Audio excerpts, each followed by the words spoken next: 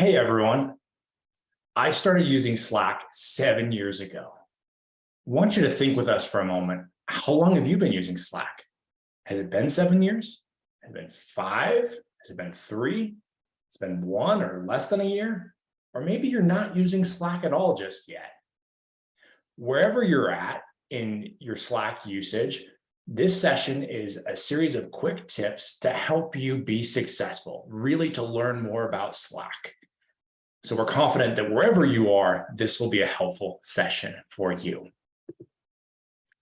But first, a quick disclaimer. If you've been to a Salesforce presentation before, you've seen this. Essentially, this statement says to make purchasing decisions on currently available technology. We won't read the whole thing, otherwise we'd be here all day. My name is Steven. I'm a senior product marketing manager focused on helping to educate new teams about how to use Slack. And hi, everyone. My name is Alex Conlon, and I'm a senior success manager focused on ensuring that my clients receive the maximum value out of Slack. We're both part of the team here at Slack and are super excited to share these tips with you. Now, the past few years have been interesting, to say the least. We're in this new economy where customers are cutting budgets, seeking alternatives, investing in value and trust. In fact, we've seen that 26% of customers have stopped using at least one business in the past year. Your customers have changed, and so it's vital that you change and adapt as well. Tools such as Slack have become not just nice to have, but absolutely mission critical. With tools such as Slack, you're able to consolidate communications, work more efficiently as a team, and to do everything that you need to get done.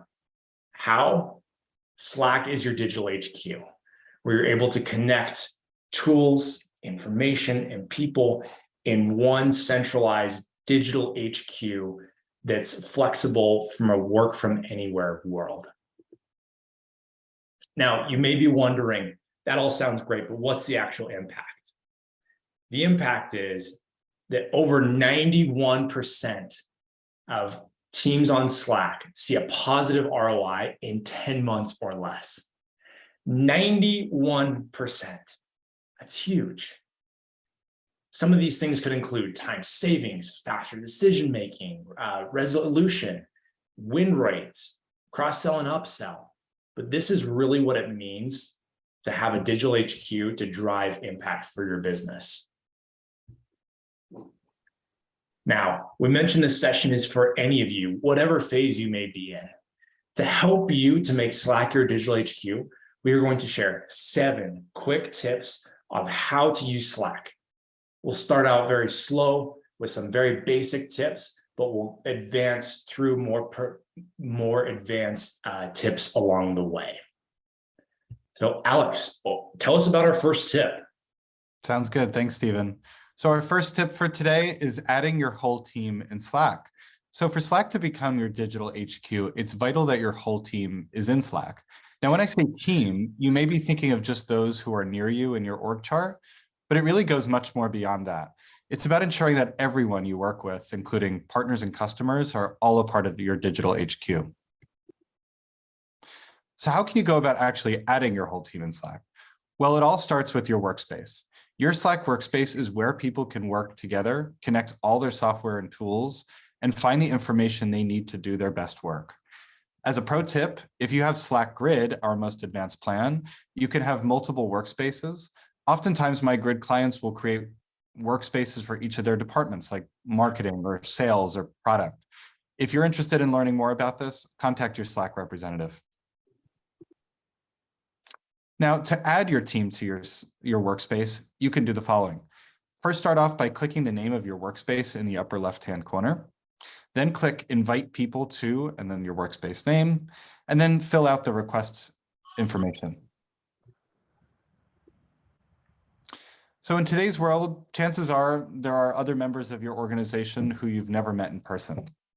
You can help teammates know who you are and what you do by updating your profile in Slack including your display name, profile picture, and other basic information. As a pro tip, we have an amazing product called Slack Atlas, which allows users to create richer user profiles with valuable context about colleagues, as well as display org charts, all within Slack. Ask your Slack representative about Slack Atlas to unlock team productivity with comprehensive user profiles. So we just covered how to invite your team members internal to your organization into Slack. Now let's talk about adding partners and customers that are external to your organization. The way you can invite external partners and customers to channels is through Slack Connect. Adding external partners and customers is easy. Simply create a new channel or invite someone to an existing channel, as shown in this visual. We'll talk more about channels in a few minutes. Now, once your whole team's in Slack, it's important to understand what are all of the aspects of Slack when it comes to messaging and communication. When I first joined Slack, it took me a minute to wrap my brain around all the awesomeness that was going on. So here's a quick refresher on some of the very basics. First, it's sending a direct message. This is great for one-off conversations between one or several people when you don't need a whole large group of people. This is done simply by clicking the compose button, typing your message, and hitting send. Now, as you're typing messages, we've seen it work really well to make sure to format messages to help simplify and streamline communication. It's pretty straightforward, but there's a lot of formatting options available for you. Now, if you're like me, oftentimes you find your typos right after you hit send. And that's where editing and deleting messages comes in and is super helpful. Simply hover over the message and click edit or delete. Next is scheduling messages. Alex and I work at opposite ends of the country from each other. And so to be cognizant of each other's late nights and early mornings, we like to schedule messages so that we're not reaching each other at an inconvenient hour. Simply type your message, but instead of clicking send, you hover over the little drop down and you can schedule a specific date and time you want that message to send. And last, but certainly not least, is sharing and collaborating files. Slack is so powerful because you're able to connect your information, your tools, and your people all in one spot. It's really easy to drag and drop a file here and to share that with your team. We'll look more about how you can do this with integrations here in a few minutes. So Stephen just walked us through messaging, and messages in Slack can very quickly become conversations. So as a third tip, we'll talk about how to segment those conversations and make search your best friend. So channels are a part of the magic of Slack. They help to keep conversations focused on certain topics. When channels are organized by topics, each conversation has its place. People know where to go to ask a question, give an update, or just get caught up. The first step is to browse your team's channels to find what channels you should be a part of. As you can see in the visual, this is done by clicking the plus icon next to channels and clicking Browse Channels. In addition to browsing for channels, you can also create a new channel. You will need to, of course, name the channel when you create it, but we recommend adding a description to help other people know what this channel is for. Where we see magic happen within channels is when all the right people are there. You can add team members to channels simply by mentioning them, or you can click on the channel name to add them there. Here at Slack, we lean heavily on communicating in channels in order to provide the most transparent communication possible. We also have a very important feature called threads. Threads allow responses to specific messages. Threads are kicked off by hovering over a message and then clicking the little thread icon. You can also view all your threads in one spot by clicking on Threads at the top of the sidebar. As a pro tip, we recommend that you follow and unfollow threads, as well as pin threads, to keep an eye on what's most important to you. So channels and threads will help you easily segment conversations in Slack, but what about finding information? Let's check out this quick video on how to become a Slack Search Pro. As you and your team work together in Slack, you'll create a searchable archive of conversations and decisions.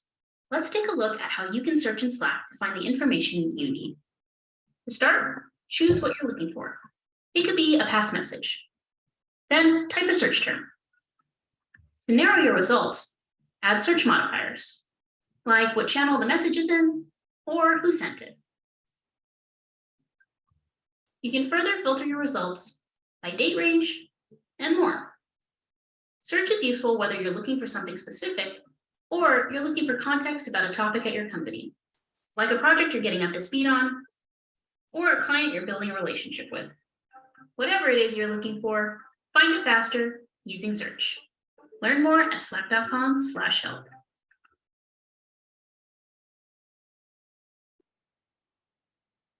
Next, we have automating and working through workflows and integrations. One of the things that Alex and I love most about Slack is how Slack really has become the one spot that both of us go to manage all of our work. I want to show you how. First is automating through workflows and integration. So bringing outside work in via the app directory. So here are 4 different examples of different apps that are available in the Slack app directory. So with Google Drive, you can share and search on files. With Salesforce, you can quickly find account details. Jira, you can prioritize issues and get updates. And with Zoom, you can instantly start a video call in a channel. These are just a few of many, many different apps in the app directory that you're able to seamlessly integrate with Slack. Next is workflows. Workflows really take off some of the heavy lifting by automating routine tasks. So Slack has, very many out-of-the-box workflow templates that are available to use. There's also the ability to create your own custom workflows to customize what you need. So this is done simply by clicking on the name of your workspace and going down and clicking on the workflow builder. Now, once you set up your workflow, you're able to let your team know, make that part of your process. One of the things I love that in some of the channels at Slack is I'm able to go to, and rather than having to scroll back through a channel or ask a question, I can just see a workflow there and request the exact information or help that I need right from within a channel. It's really slick. Now, you can also take workflows to the next level by leveraging apps. So here's an example of Datadog, PagerDuty, and Poly that you can seamlessly integrate within Slack to share feedback and collect feedback. Thanks, Stephen. So in today's world, asynchronous communication is more important than ever. For tip number 5, we'll talk about various means of async communication in Slack that can consolidate meetings and updates. First, you can make audio and video calls efficient by keeping them in Slack using our Huddles feature. To start an audio or video conversation in Huddles, simply toggle the switch within any direct message or thread. Huddles are great for things like one-on-ones, to team meetings, to, hey, do you have a sec kind of conversations. You could even share your screen to show your team what you're looking at. Have you ever been in a meeting and thought, this could have been an email? Well, email is very 10 years ago, and Slack is the digital HQ in our new world. So when you're in a meeting, maybe you could change the internal dialogue to, this could have been a clip. So what actually is a clip? Clips are audio and video messages that can be developed and shared directly in Slack. You can use clips to share an update, show off your work, give kudos, and more. For example, Stephen and I use clips all the time because we're in different time zones. I'll record a quick update via a clip, and Stephen can watch it when it's most convenient for him. Making a clip is easy. Simply click the button to record a clip and say what you need to say. You could even share your screen. As a pro tip, use clips to replace certain meetings or updates. You can even re-record the clip before sending. Finally, many of us know the phrase, a picture is worth 1,000 words. So in today's day and age, sometimes you could just say it with an emoji reaction. Emoji reactions can often be used to replace the need for a follow-up message. You can use one of the pre-selected reactions or the customizable ones. As a pro tip, you can use the green check mark emoji to indicate that a task is completed. This is my favorite emoji. I love to raise my hands and celebrate the great work of awesome coworkers. Tip number 6 is managing work easily in Slack. So these are all various tips just to make your life easier in Slack. First part of this is staying in control of what you want to be notified about. So by clicking on the name of your workspace, going down to preferences and notifications, you can customize what you're notified about, whether it's all messages, some messages, or nothing. I personally like to use this direct messages, mentions, and keywords for a lot of the channels that I'm in. At Slack, we really care about you. We want you to take care of yourself and especially your mental and physical well-being. One of the ways that I try to do this is by pausing notifications. This allows me to take a break when's needed, or really sit and focus and get down deep work when I need that to happen. This is easy to do by clicking on your profile, scrolling down to pause notifications, and you can set for a certain amount of time. Hand in hand with pausing notifications is setting a status. This is a great way to let people know what's going on so that if you're traveling, if you're busy having focus time, here's an example of one of mine. I have this status focus time, slow to respond. My status currently is at Dreamforce. There's a lot of different statuses that you can set to help inform your team. Next is saving important messages. By hovering over any message, you can click this save button, and that will be added to your saved items that you can go back and easily reference. Now, we talked a bit about messaging, and you may not think that messaging yourself is part of that, but we think it is. Within your direct message with yourself, you can draft messages, you can take notes, you can add links, set reminders. I use this space, my DM with myself, all the time as kind of a second brain to document and to keep track of everything I need. And finally is setting reminders for yourself. So by hovering over any message, you can scroll down and click remind me about this, and then select the amount of time, select when you want to be reminded about that particular message. This is a great way to manage and handle things when you need to handle them. All right, we've covered a lot of ground in this session, but there's so much more to learn about Slack. Our last tip for today, I'll show you where you can go for more Slack tips as well as help. So your first option is the Slack community. This is a place with over 6,500 Slack users like you, where you can share feedback, collaborate, and learn from each other. To join the Slack community, visit slackcommunity.com. As a pro tip, when you join the Slack community Slack workspace, be sure to introduce yourself in intros so everyone knows who you are. Next is the resources library. The resources library houses guides, webinars, and other type of content about best practices in Slack. And finally, take a visit to the Help Center. The Slack Help Center is essentially the instruction manual for Slack with step-by-step instructions for everything we talked about today, including quick start guides that can be shared with your team. As a tip, you can access the Help Center from your Slack desktop app by clicking the question mark icon in the upper right-hand corner of your Slack instance. So to recap, here are 7 tips that we looked at today. We're confident that following these tips will help take Slack, your digital HQ, to the next level. We want to thank you so much for joining us today, and happy Dreamforce.